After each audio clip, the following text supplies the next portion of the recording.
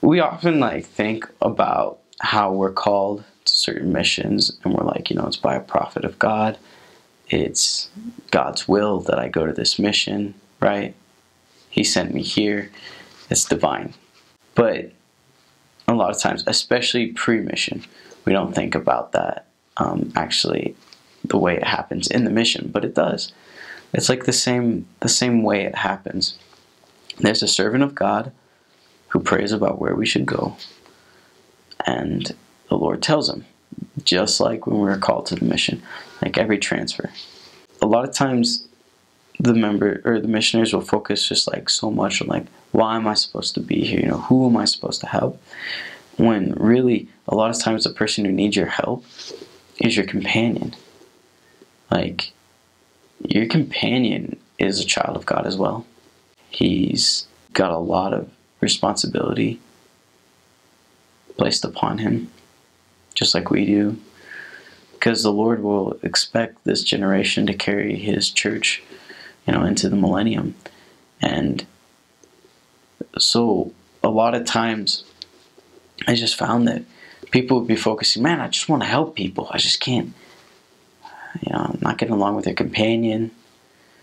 But never stop to think about like what they could do for their companion, but like actually like them. Just not just like, oh, my companion is kind of a drag, so we need some help.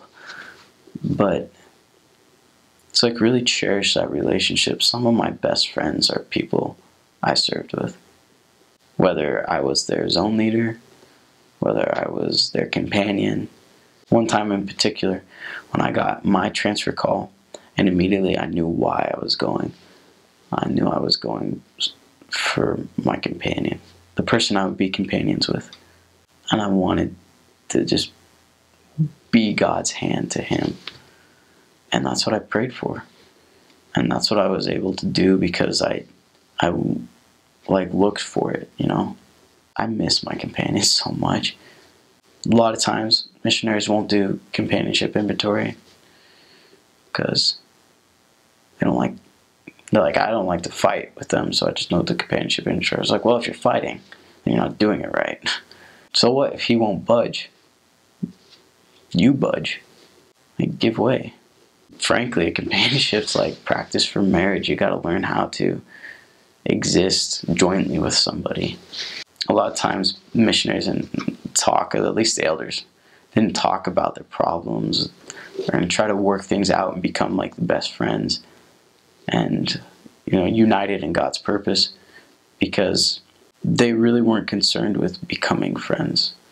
But that, for me, made all the difference in my mission. Like, trying to be friends with them, trying to, like, get along because I loved them.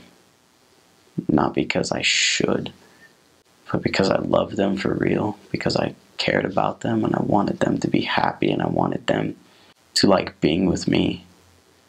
I honestly would say that just my work with other missionaries, what they taught me and what I taught them, how we helped each other, I think that was probably my mission.